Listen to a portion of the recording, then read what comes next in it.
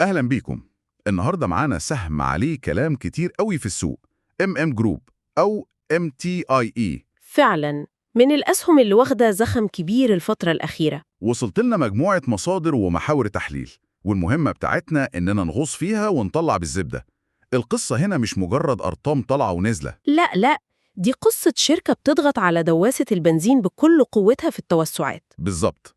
والسؤال بقى اللي هنحاول نجاوب عليه، هل الموتور ده هيستحمل السرعة دي ولا في خطر إن حاجة تفرقع في السكة؟ سؤال مهم جدا. عشان منتهش من بعض، احنا هنمسك قصة الشركة دي ونفصصها على 3 مراحل. الأول هنفتح الدفاتر ونشوف الفلوس، التحليل المالي. وبعدين هنبص على الشاشة ونشوف نفسية الناس في السوق، يعني التحليل الفني بيقول إيه. وفي الآخر هنجمع كل ده ونقول الخلاصة. السهم ده لمين وليه؟ يلا نبدأ بأهم حاجة، الفلوس. أول سؤال بيطرح نفسه، الشركة دي بتكبر بجد ولا دي مجرد أرقام شكلها حلو على الورق؟ ده فعلا قلب الموضوع. لما نبص على آخر سنتين، احنا مش بنشوف مجرد زيادة في الإيرادات، لا، إيه اللي بنشوفه؟ احنا بنشوف تسارع. يعني النمو مش بس بيحصل، ده سرعته نفسها بتزيد. يعني زي عربية بتدوس بنزين أكتر. بالظبط كده. في 2023 النمو كان في حدود 15%، لكن في 2024 شفنا قفزات بتقرب من 25 ل 30% في بعض الأرباع. دي أرقام قوية. قوية جدا. بس السؤال الأهم، النمو ده جاي منين؟ وتحت غطاء الإيرادات ده، إيه اللي بيحصل في الكواليس؟ بالظبط. هل دي زيادة مبيعات وخلاص ولا في كفاءة بتزيد؟ هنا القصة بتبدأ تبقى مثيرة للاهتمام. لو بصينا على هوامش الربح هنلاقي إنها كانت تحت ضغط شوية. إزاي يعني؟ يعني المبيعات ممكن تزيد 30%، لكن صافي الربح زاد يمكن 22% بس. في فجوة. الفجوة دي بتقول لنا إن تكاليف الشركة بتزيد، وده طبيعي جدا مع حجم التوسعات اللي بيحصل. الشركة بتصرف كتير دلوقتي عشان تكبر. والرهان إن المصاريف دي هتجيب فلوس أكتر بعدين. هو ده الرهان بالظبط. ده بيفرق بين شركة بتكبر بكفاءة في وضع مستقر، وشركة في مرحلة حرق مصاريف استراتيجية عشان تسيطر على السوق. وده ياخدنا مباشرة لكلمة السر، التوسعات. المصادر بتتكلم عن كذا جبهة مفتوحة في نفس الوقت. تجميع سيارات ولامبورجيني وزيادة رأس مال. خلينا نمسكهم واحدة واحدة. موضوع التجمير ده إيه تأثيره الحقيقي؟ بص، دخول عالم التجميع ده مش مجرد توسع، ده تغيير في جلد الشركة نفسها. تغيير في الDNA بتاعها يعني. 100%. بدل ما جروب تكون مجرد بائع أو موزع، هي بتتحول لشريك في الصناعة. امم على المدى القصير ده معناه استثمارات ضخمة في مصانع وخطوط إنتاج، وده بيفسر جزء من زيادة التكاليف اللي اتكلمنا عليها. تمام. لكن على المدى الطويل ده بيديها ميزتين محدش يقدر ياخدهم منها. أولاً، سيطرة أكبر على التكلفة بدل ما تكون تحت رحمة المورد الأجنبي وسعر الدولار. ودي نقطة مهمة جدا في مصر. جداً. وثانياً، هوامش ربح أعلى بكتير من مجرد البيع. دي خطوة بتحولها من لاعب في قطاع التجارة للاعب في قطاع الصناعة. طيب نيجي للنقطة اللي عاملة ضجة، لامبورجيني. بصراحة، كم عربية لامبورجيني ممكن تتباع في مصر في السنة؟ هل الموضوع ده له أي قيمة مالية حقيقية ولا مجرد شو؟ سؤال ممتاز، وللأمانة الإجابة مش في الأرقام المباشرة. إزاي؟ جروب ممكن تبيع 10 أو 15 عربية لامبورجيني في السنة بالكتير، وده طبعاً مش هيحرك إبرة الإيرادات الضخمة للشركة. أمال إيه لازمته؟ التأخير الحقيقي هنا نفسي واستراتيجي. لما الشركة تكون وكيل لامبورجيني، قوتها التفاوضية مع باقي الموردين زي فولفو أو جاguار بتزيد بشكل خرافي. فهمت. هي مبقتش مجرد وكيل سيارات، دي بقت وكيل لامبورجيني، دخلت نادي الكبار. ده استثمار في السمعة والقوة التفاوضية بيترجم لصفقات وشروط أفضل في قطاعاتها الأساسية اللي بتجيب الفلوس بجد. بس اسمحيلي أختلف معاكي في نقطة. أكيد، اتفضل. مش ممكن المستثمر البسيط يقول أنا إيه اللي يهمني في السمعة وصورة الشركة دي؟ أنا عايز أرقام وأرباح. هل الخطوة دي مش مجرد حركة علاقات عامة مكلفة جداً؟ وجهة نظر تحترم جداً، وهي بتمثل تفكير المستثمر اللي بيركز على المدى القصير. بالظبط. هو فعلاً استثمار طويل الأجل جداً، وجايز الإدارة كانت ممكن تستخدم الفلوس دي في حاجة تانية تجيب عائد أسرع. الرهان هنا هو إن البراند أو العلامة التجارية القوية هي أصل غير ملموس. أصل قيمته بتزيد مع الزمن. بالظبط، وهتخلي الشركة كلها تساوي أكتر في المستقبل.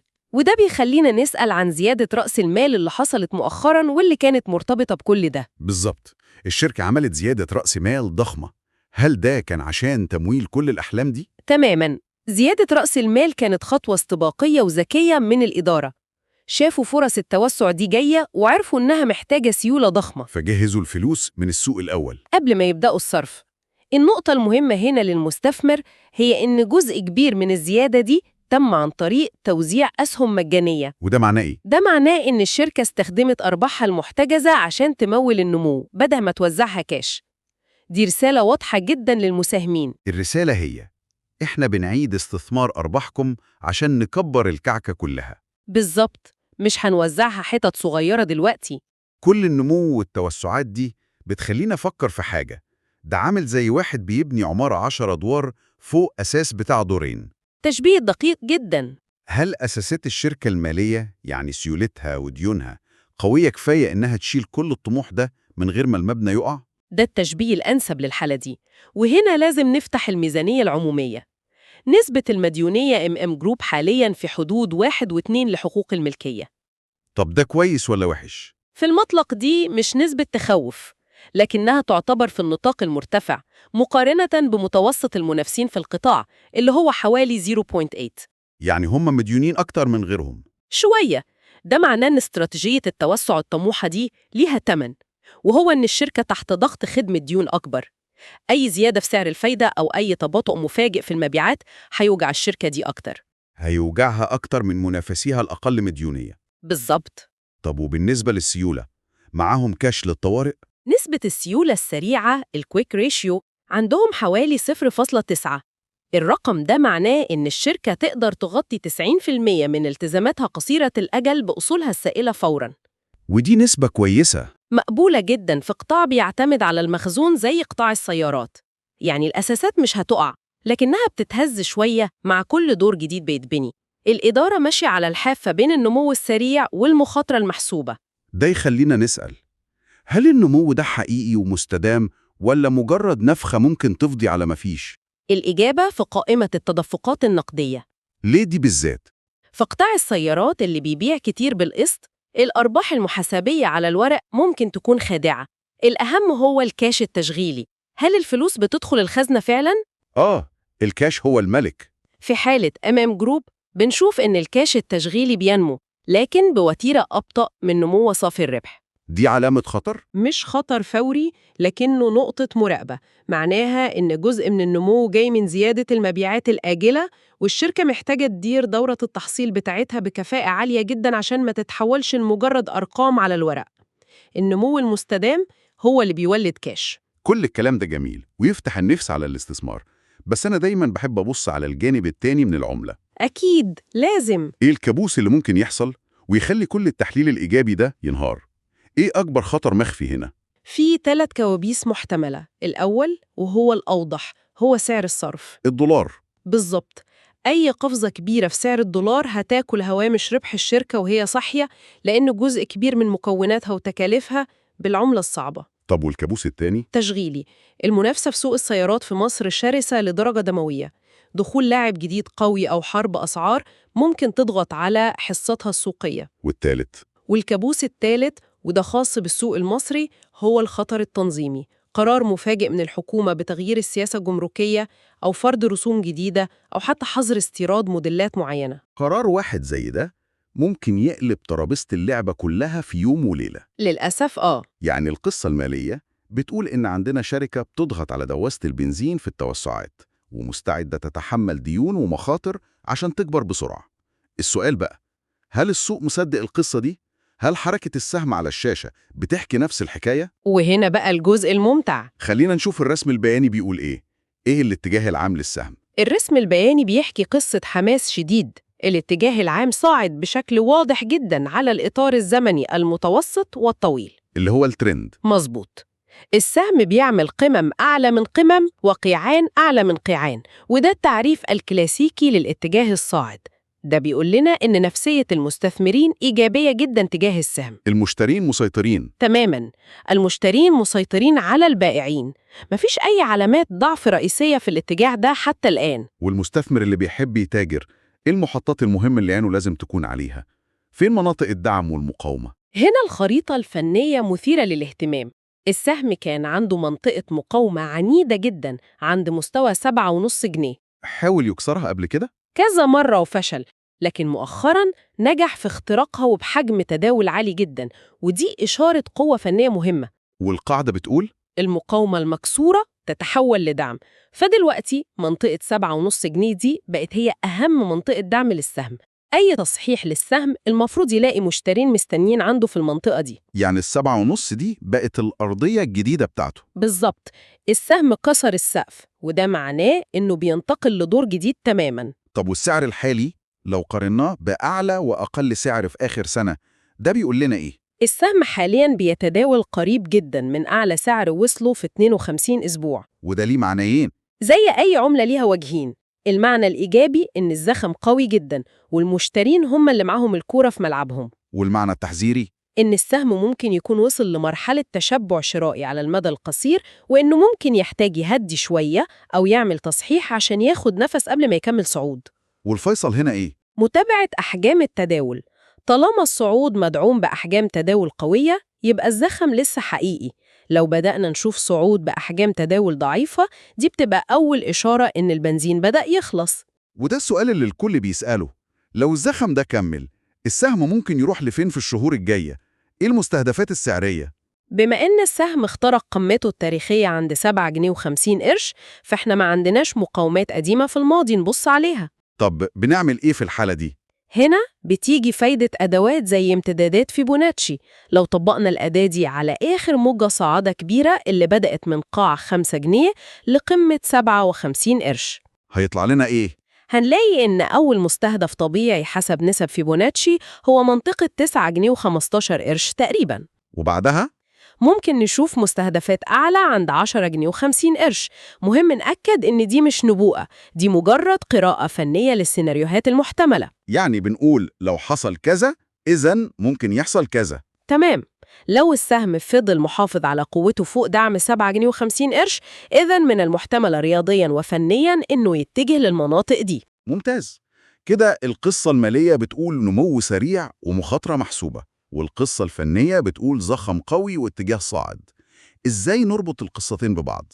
القصتين دول بيصبوا في نفس الاتجاه وبيأكدوا بعض. يعني السهم ده في النهاية تصنيفه إيه؟ هل هو سهم نمو ولا سهم بتاع توزيعات أرباح؟ كل اللي حكيناه عن التوسعات، إعادة استثمار الأرباح، زيادة رأس المال، والدخول في قطاعات جديدة، كل ده بيصرخ ويقول أنا سهم نمو. يعني الشركة بتقول للمستثمر ما تستناش مني كاش دلوقتي؟ بالظبط، بتقول له أنا باخد كل جنيه ربح وبحطه تاني في البزنس عشان أكبره.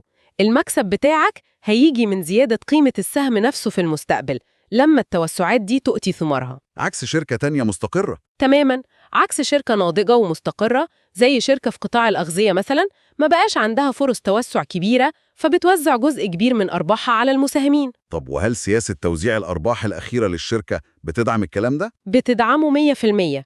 آخر توزيع للشركة كان عبارة عن إيه؟ أسهم مجانية.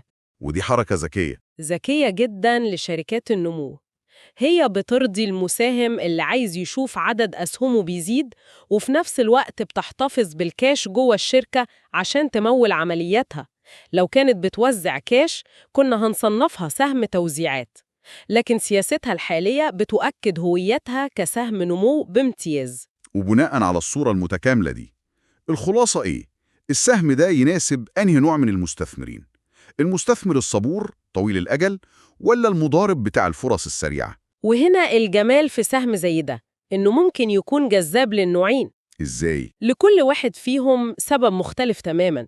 بالنسبة للمستثمر طويل الأجل، هو بيشتري القصة المالية، بيراهن على المستقبل. بيراهن على إن خطط التجميع ولامبورجيني والتوسعات دي هتنجح وهتضاعف أرباح الشركة خلال 3 ل5 سنين الجاية.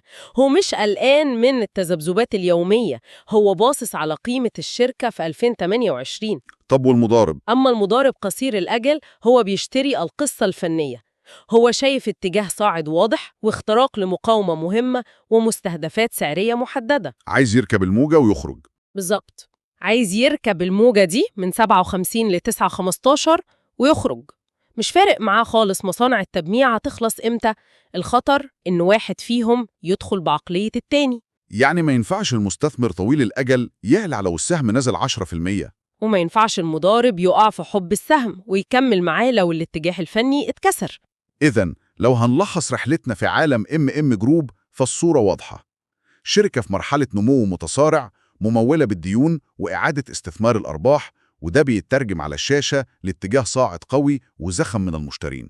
سهم بيقدم قصة جذابة للمستثمر طويل الأجل، وفي نفس الوقت بيقدم فرصة فنية واضحة للمضارب قصير الأجل. بالظبط.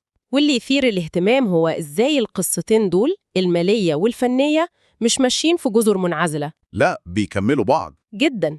خبر زي الإعلان عن تمويل التوسعات ده خبر مالي، لكنه بيترجم على تشارت لزيادة في حجم التداول واختراق لمستوى مقاومة، وتراجع في هوامش الربح في تقرير مالي ممكن يترجم على تشارت لاختبار مستوى دعم مهم.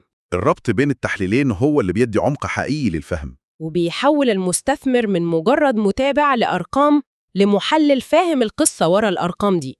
وهنا نحب نسيب المستمع مع سؤال أخير يفكر فيه. بعيداً عن أرقام النهاردة وتحليل بكرة، إزاي ممكن دخول شركة في قطاع السيارات الفاخرة جداً زي لامبورجيني يغير من شخصية السهم نفسه في السوق على المدى البعيد؟ نقطة مهمة. هل ده ممكن يجذب نوع مختلف تماماً من المستثمرين وصناديق الاستثمار العالمية اللي ما كانتش بتبص على السهم ده أصلاً لأنه كان مجرد وكيل سيارات؟ نقطة تستحق التأمل.